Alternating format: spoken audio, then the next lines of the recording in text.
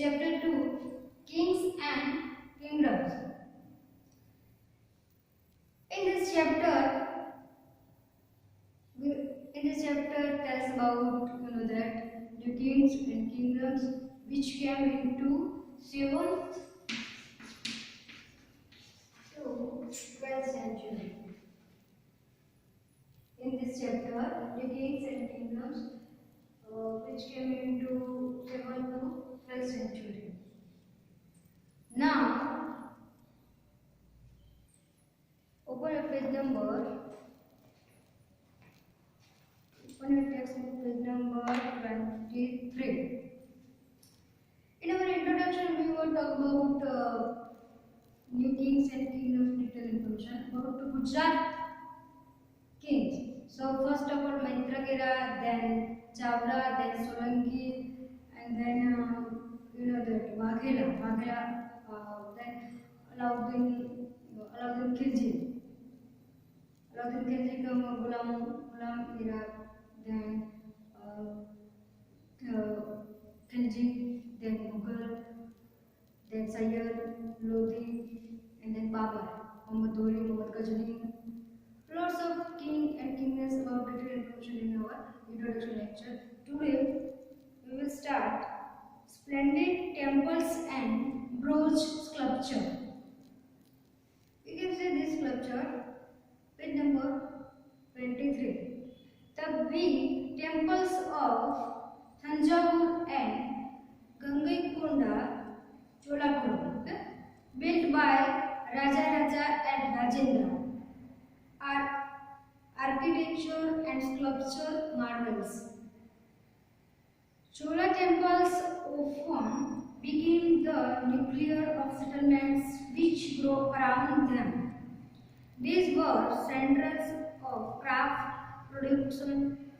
Temples were also endowed with land by rulers as well as by others.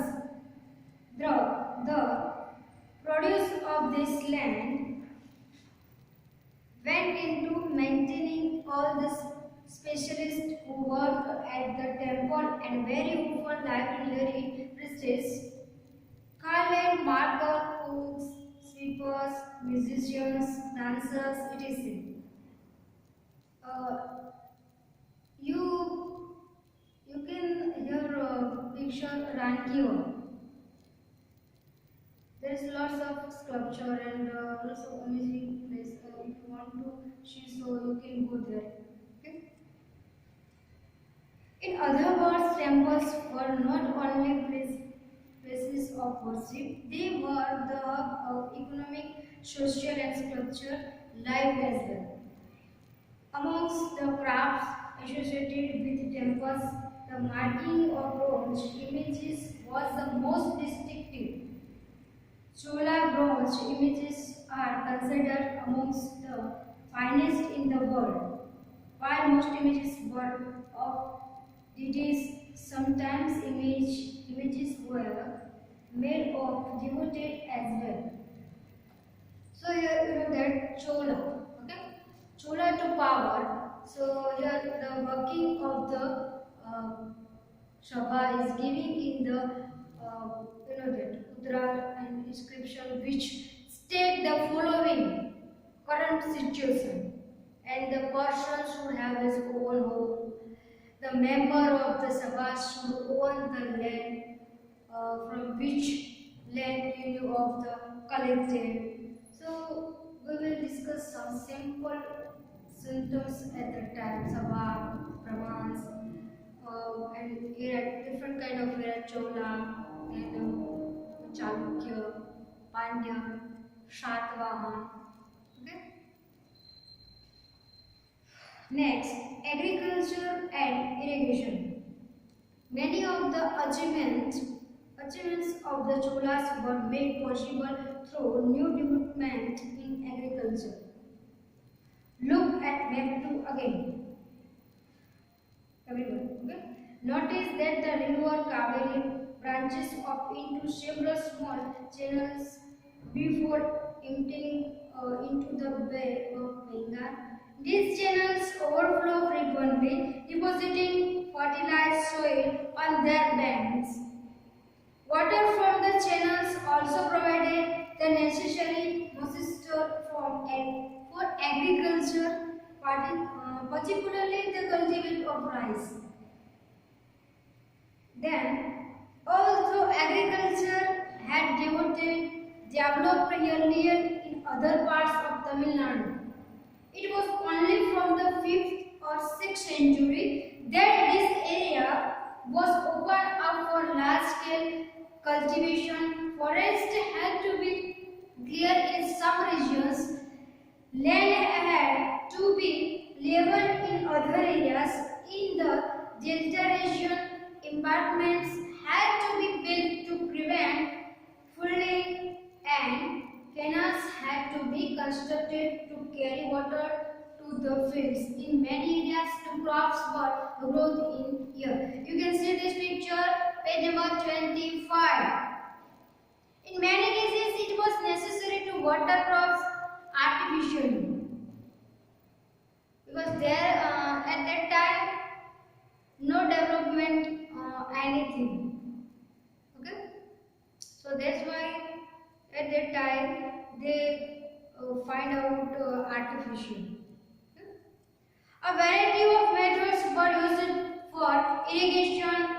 In some areas, wells were dug. In other places, earth tanks were constructed to collect rainwater. Remember that irrigation works require planning, organizing labor and resources, maintaining these works and deciding on how water is to be saved. Most of the new rulers as well as people living in villages took an active interest in these activities. And then the administration of the empire. Which kind of administration? That type of king and kingdoms empire. So you know that Sabha most important and committee is most important. Okay. Look at this picture. And next point. How was the administration organized? Settlement of peasants known as yard became prosperous with the spread of irrigation agriculture. Groups of such villages formed larger units called Nadu. The village council and the Nadu performed several administrative functions including dispensing justice and collecting taxes. Rich peasants of the village caste exercised considerable control over the affairs of the Nadu under the supervision of the central Chola government. The Chola kings gave some rich land was title like Muandbala, a village of peasants serving 3 kings, and as markers of respect and entrusted them with important offices of the state at the center. We have seen that Brahmans means to Brahman often received land grants or Brahmadya. As a result, a large number of Brahman settlements emerged in the Kaveri Valley as in other parts of South India. Each Brahmadya was looked after by an assembly or Sabha of prominent Brahman landholders. These assemblies worked very efficiently. Their decisions were recorded in detail in inscription, often on the stone walls of temples. Associations of traders known as nagarams also occasionally performed administrative function in towns. Inscription from Uttamir in Chingatpur district, Tamil Nadu, provided detail of the way in which the Sabha was organized. The Sabha had separate committee to look after irrigation works, gardens, temples, etc. Okay? Names of those eligible to be members of this committee were written on small tickets of palm leaf.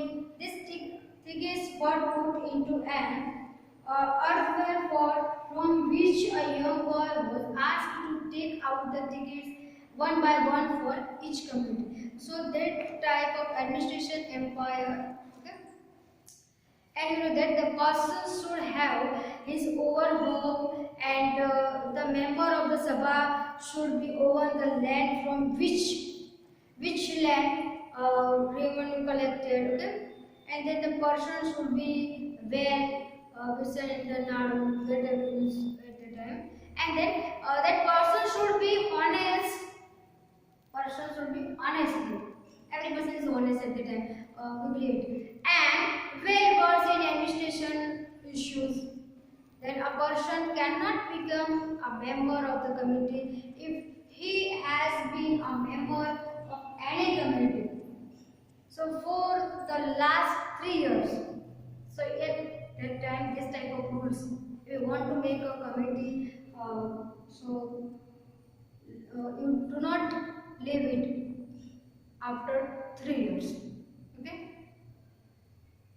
So in this chapter is the most important kings and kingdoms, how to they came here and how to administration. So in this chapter very important. Thank you.